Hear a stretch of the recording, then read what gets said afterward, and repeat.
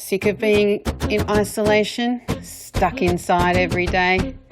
Kids completely bored or constantly on their screens and you don't know what to do with them? Does even the dog not want to go for a walk anymore? Well, try Kathy's reading board game. It's educational, it's fun, and it's free with this reading lesson. Give it a go.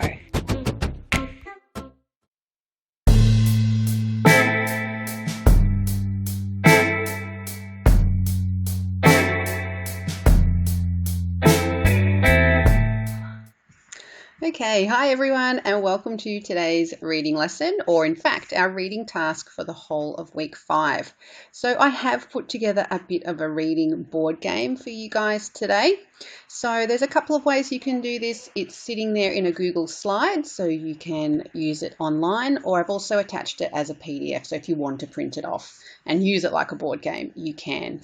It's quite straightforward. What you'll need to do is choose, if you're doing it online in the Google slide, you can choose one of these characters and you should be able to click and drag and place it onto the start position.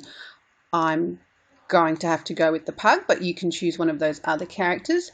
And then you'll need to roll a die after you've read for 15 minutes. So as usual, we're asking you to read for 15 minutes from a book. And then you can roll a die. I've got an online one here. I'll include that link for you too, or hopefully you can find a die at home. And I have rolled the number 4. So I'm going to move my little puggy. 1, 2, 3, 4. I have landed on the right space. So I shall go and choose one of these tasks to do with an adult. Or I can choose one myself if I'm able to read the text and write a simple sentence or two about it. So they say things like write a new fact that you've learned. So perhaps you read a non-fiction book, you can write a fact down.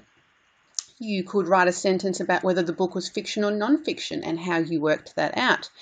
Or you could write a new title for the book that summarizes what happened. So if you read a book about a girl that got lost and found a monster in the forest, you could give it a title, something like The Girl Who Found a Monster in the Forest, which acts as a way of summarizing.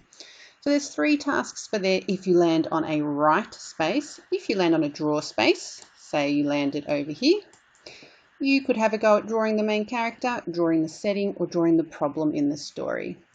And if you do land on a talk space, there's 3 different choices there, which you will need an adult to help you with because you'll need to talk to someone about one of those.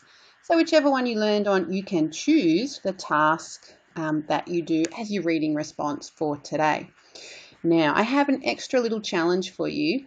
When you've placed your character there, you can leave him there, and the next day you can roll again and see how far you get. And at the end of the week, we'll see whether you beat me or not. So remember, I have landed on 4. I am sitting here on the right space. Let's see where you guys end up. And at the end of the week, we'll see who beat me in this board game and who I beat. All right, so have a go at that.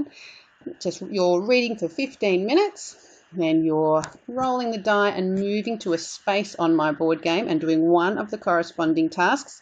You will see that there are some other little options. Roll again, go back to no task today. That's not a bad one.